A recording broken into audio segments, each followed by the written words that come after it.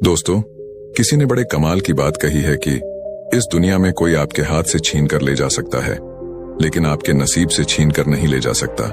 दोस्तों, आज की कहानी बड़ी विशेष और ज्ञानवर्धक है। उम्मीद करता हूं आप इसे पूरा सुनेंगे। नमस्कार दोस्तों। होते जो तस्वीरों में साथ खड़े होते हैं, अपने तो वह होते हैं जो तकलीफों में साथ खड़े होते हैं। सबके दिलों का एहसास अलग होता है। इस दुनिया में सबका व्यवहार अलग होता है। आंखें तो सबकी एक जैसी ही होती हैं, पर सबका देखने का अंदाज अलग होता है। लोग कहते हैं जिंदगी मिली है अपने हिसाब से जीने के लिए, लेकिन वही लोग सुबह होते ही किसी और के हिसाब से जीने चले जाते हैं। दिमाग कहता है कि लोगों के साथ वैसा ही व्यवहार करूं जैसा वह हमारे साथ करते हैं, लेकिन फिर दिल कहता है कि अगर हम भी उनके जैसे बन गए तो उनमें और हम में फर्क क्या रह जाएगा। हासिल कर एक मुकाम नया वक्त बदल जाता है, इंसान बदल जाते हैं, वक्त वक्त पर रिश्तों के अंदाज बदल जाते हैं। कभी कह दिया अपना तो कभी कर दिया पराया, दिन और रात की तरह। पुराने समय की बात है। एक महान विद्वान ब्राह्मण थे जिसका नाम आचार्य त्रिपाठी था। आचार्य के परिवार में सिर्फ वह, उसकी पत्नी और उनका एक छोटा बेटा था। आचार्य का अधिकांश समय अध्ययन और लेखन में ही व्यतीत होता था। उन्होंने कई महत्वपूर्ण पुस्तकें और ग्रंथों की रचना की थी, परंतु अपने लेखन और ज्ञान में इतने व्यस्त रहते थे कि अपने इकलौते पुत्र अर्पण पर ध्यान देने का समय ही नहीं मिल पाता था। एक दिन आचार्य की पत्नी ने उनसे कहा, क्या आपको अपने इकलौते पुत्र से कोई प्रेम ममता है या नहीं? पूरे दिन आप बस अध्ययन और लेखन में ही व्यतीत करते हैं। आचार्य ने उत्तर दिया, मेरे पास इन भावनाओं के लिए समय कहां है। आचार्य जी विद्वानों के बीच बहुत प्रतिष्ठित थे और राजा के दरबार में भी उनका बहुत सम्मान था। राजा ने कई बार उन्हें अपने दरबार में सलाहकार बनने के लिए अनुरोध किया था, लेकिन आचार्य हमेशा यह कहकर इनकार कर देते कि महाराज, आपकी सेवा में आने पर मुझे आपकी चापलूसी करनी पड़ेगी, जो मैं नहीं कर सकता। दूसरी तरफ उनका पुत्र अर्पण अपनी मां की अत्यधिक लाड़ प्यार में बिगड़ गया था। वह पाठशाला जाने की बजाय आवारा लड़कों के साथ समय बिताने लगा। आचार्य जी अपने लेखन और अध्ययन में इतने व्यस्त रहते थे कि उन्हें अपने पुत्र की हरकतों का पता ही नहीं चलता था। अर्पण ने जुआ खेलना शुरू कर दिया और समय के साथ मदिरा पान भी करने लगा। उसकी संगत कुछ चोर उचक्के जैसे युवकों के साथ हो गई थी। एक दिन की बात है, अर्पण अपने चोर दोस्तों के साथ मंदिर में चोरी करने के लिए जाता है, और जब वह तीनों मंदिर में सौरी कर रहे थे, तभी एक पहरेदार ने उन तीनों को सौरी करते हुए पकड़ लिया और उसे पकड़कर सीधे राजा के पास ले गए और बोले, महाराज, यह लड़के मंदिर में चोरी करते हुए पकड़े गए हैं और इनमें से एक आचार्य जी का पुत्र अर्पण है। यह सुनकर राजा भी अचंभित रह गए कि ज्ञान और धर्म का उपदेश देने वाले आचार्य का पुत्र चोरी में लिप्त है। राजा ने तुरंत एक सैनिक को आचार्य जी के घर पर सूचना देने के लिए भेजा। सैनिक ने जाकर कहा, आचार्य जी, आपका बेटा राजमहल में है, उसे मंदिर में चोरी करते हुए पकड़ा गया है। यह सुनकर आचार्य जी ने कहा, ओ, ये क्या मेरे मुंह पर काली खपत लग गई, अब मैं किसी को क्या मुंह दिखाऊंगा। उनकी पत्नी ने कहा, महाराज आपका बहुत सम्मान करते हैं, आप चाहे तो उसे माफी मिल सकती है। आचार्य जी ने उत्तर दिया, नहीं, मैं एक अपराधी की सिफारिश कर नहीं करूंगा, यह भी एक अपराध है। उसकी पत्नी ने धमकी दी, अगर आप राजा के पास नहीं जाएंगे तो मैं अपनी जान दे दूंगी। इस प्रकार आचार्य जी ने अपने सिद्धांतों के आगे झुकने से इनकार कर दिया, और यही उनके व्यक्तित्व की महानता को दर्शाता है। आचार्य ने भारी मन से कहा, ओह, तुम्हारी इस जिद की वजह से मुझे राजा के पास जाना ही पड़ेगा। पत्नी की बात मानकर अनिच्छा के बावजूद वे राजमहल पहुंचे।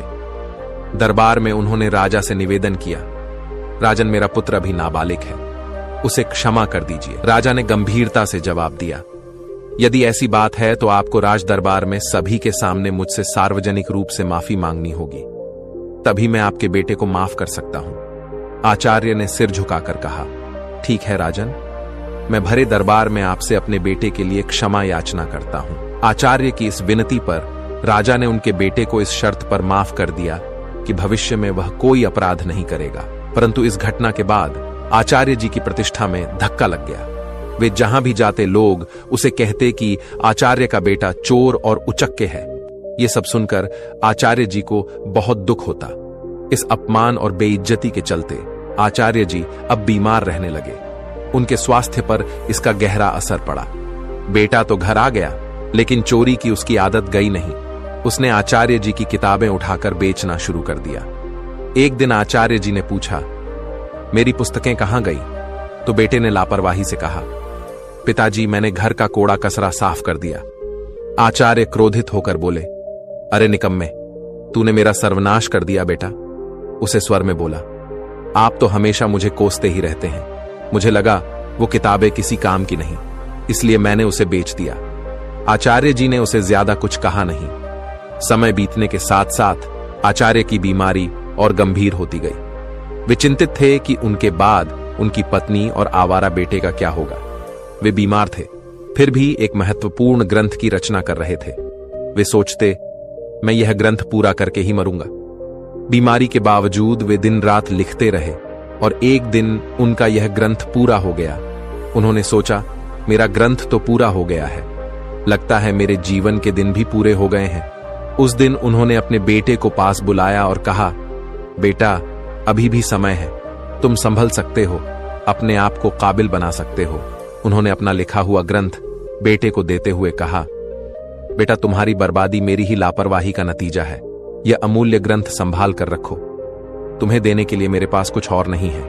अर्पण ने वह ग्रंथ की पोथी अपने पास रखी, परंतु मन ही मन वह सोच रहा था, मैं इस पोथी का क्या करूंगा? मुझे पढ़ना लिखना तो आता ही नहीं। अगर पिताजी ने कुछ पैसे देते तो बात भी थी। अगले दिन सुबह आचार्य का देहांत हो गया। उनकी मृत्यु के बाद उनके परिवार पर मानो दुखों का पहाड़ टूट पड़ा था, परंतु अर्पण को इस बात की कोई चिंता नहीं थी। वह तो अपने पिताजी के सामान में धन की तलाश करने लगा। पिताजी ने मेरे लिए एक कौड़ी भी नहीं छोड़ी। अर्पण निराश होकर बैठ गया। कुछ समय और बीता तो मां बेटे की हालत इतनी खराब हो गई कि खाने के भी लाले पड़ने लगे। एक दिन मां ने तंग आकर बेटे से कहा, बेटा कुछ काम धंधा करके लाओ, नहीं तो हम भूख मर जाएंगे। अर्पण ने उदास मन से जवाब दिया, मां मुझ जैसे अनपढ़ और बदनाम को कौन काम देगा? यह सुनकर मां ने सोचा, क्यों ना मैं राजा के पास जाऊं। मेरे पति का राजा बहुत सम्मान करते थे, शायद वह हमारी मदद कर दे।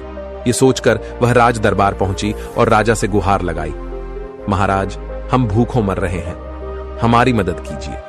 राजा ने खड़े स्वर में कहा, क्या मदद? तुम्हारे पति को मैंने बहुत बार सलाहकार बनने के लिए अनुरोध किया था, लेकिन आचार्य हमेशा यह कहकर इनकार कर देते कि महाराज आपकी सेवा में आने पर मुझे आपकी चापलूसी करनी पड़ेगी, जो मैं नहीं कर सकता। राजा ने कहा, तुम्हारा बेटा अब कमाने लायक है, मैं तुम्हारी कोई मदद नहीं कर सकता। निराश होकर मां घर लौट आई। घर पहुंचकर अर्पण ने मां को अपने पिता की दी हुई पोथी दिखाते हुए पूछा, मां पिताजी ने यह पोथी मुझे क्यों दी? मां ने दुखी स्वर में कहा, बेटा यह तेरे पिता की ज्ञान की आखिरी निशानी है। अर्पण ने उस पोथी को पढ़ने की कोशिश की, पर वह उसके लिए काला अक्षर भैंस बराबर थी। कुछ सोचकर वह अपने पड़ोस के रामू काका के पास गया और बोला, रामू काका आप तो पढ़े लिखे हैं, क्या आप मुझे इस पोथी का मतलब बता सकते हैं? रामू काका ने पोथी खोलकर देखा और बोले, इसमें तो बहुत कठिन श्लोक लिखे हैं, इनका अर्थ तो कोई महापंडित ही बता सकता है। अर्पण निराश होकर वापस लौट आया। उसने कई जगह काम ढूंढने की कोशिश की, पर अपनी बुरी छवि के कारण किसी ने उसे काम पर रखने से इनकार कर दिया। वह जहां भी जाता लोग उसे दुत्कार कर भगा देते थे। इस बीच उसकी मां भूख और बीमारी से कमजोर होती चली गई। अपनी मां की लाचारी और उसकी भूख को देखकर अर्पण ने खाने का इंतजाम करने की ठानी और घर से निकल पड़ा। चलते चलते उसकी नजर एक बगीचे पर पड़ी जिसमें फलों के पेड़ लगे हुए थे। उससे रहा न गया और वह बगीचे के अंदर चला गया। अर्पण ने जल्दी से कुछ फल तोड़े, लेकिन तभी बगीचे का पहरेदार वहां आ गया। सहयोग से वह बगीचा महाराज का था। एक बार फिर अर्पण को पकड़कर महाराज के सामने पेश कर दिया गया। पहरेदार ने कहा, महाराज यह आपके बगीचे से फल चुरा रहा था। राजा ने गुस्से में कहा, अरे तुम्हारी अब तक आंखें नहीं खुली, तुमने फिर से चोरी की। अर्पण गिर गिर कर बोला, महाराज मैं कई दिनों से भूखा हूं। राजा ने कड़क आवाज में कहा, चुप हो जाओ, अगर तुम आचार्य के पुत्र ना होते तो तुम्हें सूली पर चढ़ा देता। तुम्हारी यही सजा है कि तुरंत मेरा राज्य छोड़ दो। वह बेचारा कह भी नहीं पाया कि वह भूख से लाचार है। राज्य से निकाले जाने की सजा पाकर जब बेचारा अर्पण घर लौटा तो उसकी मां की मृत्यु हो चुकी थी, क्योंकि कई दिनों से उसने कुछ नहीं खाया था और उसे हमेशा चिंता सताती रहती कि मेरे जाने के बाद मेरे बेटे का क्या होगा। दुखी मन से उसने अपनी मां का अंतिम संस्कार किया और राज्य छोड़ने का निश्चय कर लिया। अर्पण ने अपने पिता की दी हुई पोथी को संभालकर एक थैले में डाला और राज्य छोड़कर चल दिया। दोस्तों, जिंदगी के एहसास बदल जाते हैं जब कोई हाथ और साथ दोनों ही छोड़ देता है। तब कुदरत कोई ना कोई उंगली पकड़ने वाला भेज देता है। मुस्कुरा कर चलते रहिए। मुंह पर कड़वा बोलने वाले कभी धोखा नहीं देते। डरना तो मीठा बोलने वालों से चाहिए जो दिल में नफरत पालते हैं और समय के साथ बदल जाते हैं। नामुमकिन कुछ भी नहीं है। हम वह सब कर सकते हैं जो हम सोच सकते हैं और वह सब सोच सकते हैं जो हमने कभी नहीं सोचा कि सब कुछ संभव है। हर कोई कहता है कि ईश्वर नजर नहीं आता। सच तो यह है कि जब संकट में कोई साथ नहीं देता तो वही नजर आता है। सहारे इंसान को खोखला कर देते हैं और उम्मीदें कमजोर कर देती हैं। अपनी ताकत के बल पर जीना शुरू कीजिए। आपका खुद से अच्छा साथी और हमदर्द कोई और नहीं हो सकता। यकीन जानिए, अगर आप हारना सीख लेंगे तो जीत रोती पीटती आप तक चली ही आएगी। वक्त आपका है। चाहो तो सोना बना लो, चाहो तो सोने में गुजार दो। अगर आप जानते हैं कि आप वाकई में सही हैं तो लोगों को जो चाहे कहने दो। फिर पीठ पीछे आपकी बात चले भी तो घबराना मत, क्योंकि बात उन्हीं की होती है जिनमें कोई बात होती बढ़ते रहे कदम। बस मंजिल की ओर कुछ मिले ना मिले, तजुर्बा तो नया होगा। भूमि पर फल के लिए श्रम सबको करना पड़ता है। परमात्मा सिर्फ लकीरें देता है, उसमें रंग हमको भरना पड़ता है। अर्पण चलते चलते वह एक घने जंगल में पहुंचा और सोचा, यही फूल फल खाकर गुजारा करूंगा। वह एक पेड़ के नीचे बैठ गया और अपने पिता की पोथी को खोलकर फिर से पढ़ने की कोशिश करने लगा। शायद इसमें छिपे ज्ञान से मेरे दुखों का अंत हो जाए। बेचैनी में वह पोथी के पन्ने पलट रहा, लेकिन उसे कुछ समझ नहीं आ रहा था। उसने सोचा कि काश मैं पढ़ पाता। पिताजी ने मरते वक्त कहा था कि यह ग्रंथ अमूल्य है। अचानक हवा का एक तेज झोंका आया और पोथी में से कुछ पन्ने उड़ गए। अर्पण ने उन पन्नों को पकड़ने की कोशिश की, पर वह असफल रहा। वह सोचने लगा, पता नहीं कितने पन्ने उड़ गए हैं। उसने पोथी को वापस बंद किया और आराम करने के लिए पेड़ के नीचे सो गया। उसी जंगल में एक युवराज शिकार खेलने के लिए भटक रहा था। हवा में उड़ता हुआ पोथी का एक पन्ना उसके हाथ लग गया। उसने उसे देखा और पढ़ने लगा। किसी ने सुंदर हस्तलिपि में संस्कृत का श्लोक लिखा है, किंतु मैं संस्कृत नहीं जानता। कुछ सोचकर युवराज ने वह पन्ना अपनी जेब में रख लिया और शिकार की तलाश में आगे बढ़ गया। तभी उसकी नजर एक हिरण पर पड़ी और वह उसका पीछा करने लगा। हिरण अपनी जान बचाने के लिए एक प्राचीन मंदिर की दिशा में भागा और युवराज उस प्राचीन मंदिर में दाखिल हो गया। जंगल के बीच में यह एक प्राचीन मंदिर था, जहां कुछ वनवासी पूजा कह रहे थे। उनका पुजारी कह रहा था, भाइयों, देवी को प्रसन्न करने के लिए हमें नौजवान युवक की बलि देनी होगी। तभी युवराज ने मंदिर में प्रवेश किया। वनवासियों ने उसे देखा और बोले, पुजारी जी, संयोग की बात है। युवक भी आ गया, क्यों ना इसी की बलि दे दी जाए। यह सुनकर युवराज सोच में पड़ गया। अगर मैंने इन्हें अपना असली परिचय दे दिया तो यह मुझे अवश्य ही बलि पर चढ़ा देंगे, क्योंकि यह शत्रु देश के राजा का है। वनवासियों ने युवराज को रस्सियों से बांध दिया। तब युवराज ने कहा, पुजारी जी, मैं एक नीच कुल की संतान हूं। मेरी बलि देने से देवी अपवित्र हो जाएंगी। पुजारी ने हंसते हुए सख्त स्वर में कहा, अरे देवी को बलि चाहिए, उन्हें ऊंच नीच से कोई मतलब नहीं है। युवराज अपने जीवन से निराश हो गया और सोचने लगा, झूठ बोलकर भी मैं अपने प्राण नहीं बचा पा रहा हूं। जब उसे बलि के लिए लाया गया तो उसने कहा, भाइयों, बलि पर चढ़ाने से पहले मैं अपनी एक अंतिम इच्छा पूरी करना चाहता हूं। मेरी जेब में एक भोजपत्र है, क्या कोई उसे पढ़कर उसका अर्थ बता सकता है? मेरी यही अंतिम इच्छा है। पुजारी ने कहा, अवश्य लाओ, मैं तुम्हें उसका अर्थ बताता हूं। पुजारी ने उस ग्रंथ के पन्ने को अपने हाथ में उठाया और कहने लगा, इस भोजपत्र पर 2 श्लोक अंकित है। पहले का अर्थ है, एक झूठ कई झूठों को जन्म देता है और झूठा व्यक्ति अंततः मुसीबत में फंस जाता है। दूसरे श्लोक का भावार्थ है, किसी के प्राण लेना सरल है, परंतु किसी को जीवन देना अत्यंत कठिन है। युवराज यह सुनकर फूट फूट कर रोने लगा। पुजारी ने उससे पूछा, तुम रो क्यों रहे हो? युवराज ने रोते हुए कहा, यह दोनों श्लोक मुझ पर ही चरित्रालु होते हैं। यह सुनकर वनवासियों को अपनी गलती का एहसास हुआ। उनमें से एक आगे बढ़कर बोला, पुजारी जी, यह युवक सच कह रहा है, हमें इसे जबरदस्ती बलि पर चढ़ाने का कोई अधिकार नहीं है। तब वनवासियों ने युवराज को मुक्त कर दिया। पुजारी ने कहा, जाओ नौजवान, इस श्लोक ने हमारी आंखें खोल दी हैं। हम आज के बाद देवी को किसी जीव की बलि नहीं चढ़ाएंगे। युवराज, जिसका नाम यंश था, उसने उनका धन्यवाद किया और महल की ओर चल दिया। लौटते समय वह विचारों में खोया हुआ था और सोच रहा था, ये भोजपत्र कितने अनमोल है, इन्होंने मेरे प्राण बचाए। हो सकता है ऐसे सुंदर उपदेशों वाले और भी पन्ने हों। महल वापस पहुंचकर युवराज ने अपने पिता के चरणों में प्रणाम किया और कहा, पिताजी, आपने मुझे शिकार खेलकर जीवों की हत्या करने से मना किया था। मैंने आपसे झूठ बोलकर शिकार खेलने गया था और मुसीबत में फंस गया, परंतु इन श्लोकों ने मेरे प्राण बचा लिए। फिर युवराज ने राजा रुद्र प्रताप को अपनी आप बीती सुना दी। उसने कहा, ऐसे श्लोक जो दूसरों को अहिंसा की शिक्षा देते हैं और जिन्होंने मेरे प्राण बचाए, मेरे लिए हजारों मोहरों के बराबर है। पिताजी, इस भोजपत्र पर पन्नों की संख्या 3 लिखी है। यह किसी अनमोल पोथी के हिस्से है। राजा रुद्र प्रताप ने यह सुनकर अपने कुछ सैनिक को बुलाया और उन्हें भोजपत्र दिखाते हुए आदेश दिया, जो भी ऐसे श्लोकों से सजे भोजपत्र खोज कर लाएगा, उसे ऊंचा पद और पुरस्कार भी दिया जाएगा। दूसरे ओर आचार्य जी का बेटा अर्पण महीनों जंगलों में भटकता रहा। भटकते भटकते वह राजा रुद्र प्रताप के राज्य में आ पहुंचा। नगर में आकर भी उसने कई लोगों से सहायता मांगी, परंतु हर कोई उसे दुत्कार कर भगा देता था, क्योंकि इतने दिनों से भटकते भटकते अर्पण एक भिखारी जैसा दिखने लगा था। एक दिन की बात है, भूखा प्यासा अर्पण राजमहल की तरफ से निकल रहा था और उसे जोर की भूख लग रही थी।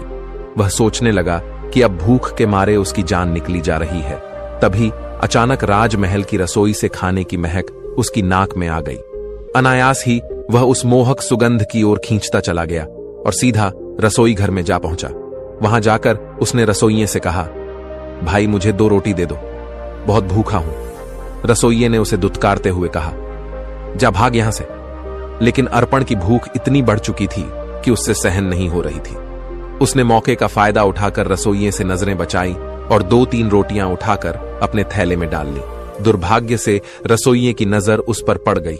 उसने अर्पण का हाथ पकड़ लिया और गुस्से में बोला, अरे रोटी चोर, चल, तुझे महाराज के सामने ले चलता हूं।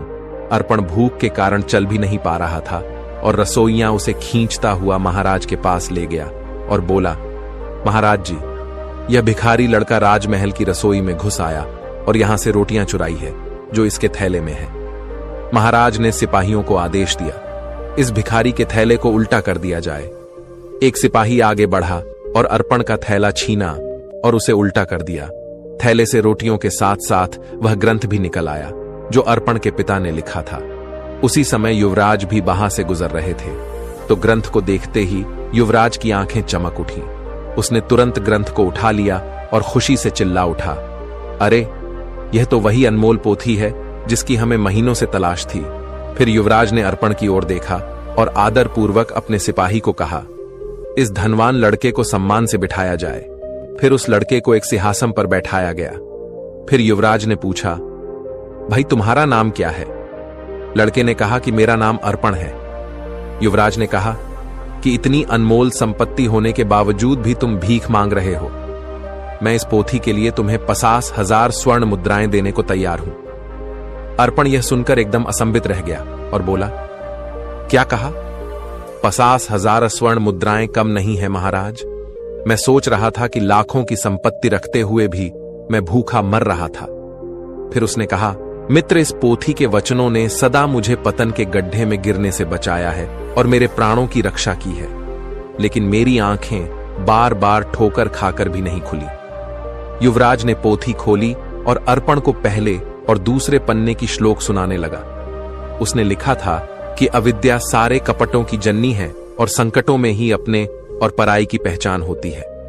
अर्पण ने कहा, सचमुच अविद्या ने ही मुझे दर दर का भिखारी बना दिया। अगर मैंने बचपन में ही विद्या ग्रहण की होती तो आज मैं भी अपने पिता की तरह एक विद्वान होता। युवराज ने कहा, भाई अर्पण, अपनी पोथी का यह मूल्य स्वीकार करो। और यह कहते हुए उसने स्वर्ण मुद्राओं की थैली अर्पण को थमा दी।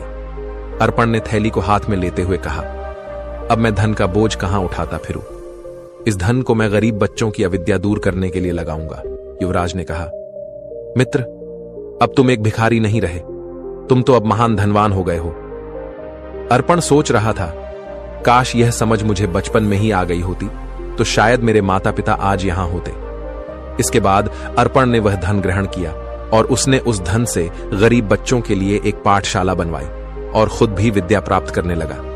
दोस्तों, किसी ने बड़े कमाल की बात कही है कि हौसला ना हार गिरकर, ए मुसाफिर, अगर दर्द यहां मिला है तो दवा भी यहीं मिलेगी। दोस्तों, जीवन में जो होना है वह होकर रहेगा। यह कहानी सिखाती है कि अगर आपकी बुराइयां आप पर हावी हो गईं तो आपका अंत निश्चित है। इसलिए बुराइयों को अपने ऊपर हावी मत होने दो। इस कहानी को सुनने के लिए धन्यवाद। दोस्तों, मिलते हैं अगली वीडियो में एक नई सीख के साथ। खुश रहिए, अपना ख्याल रखिए।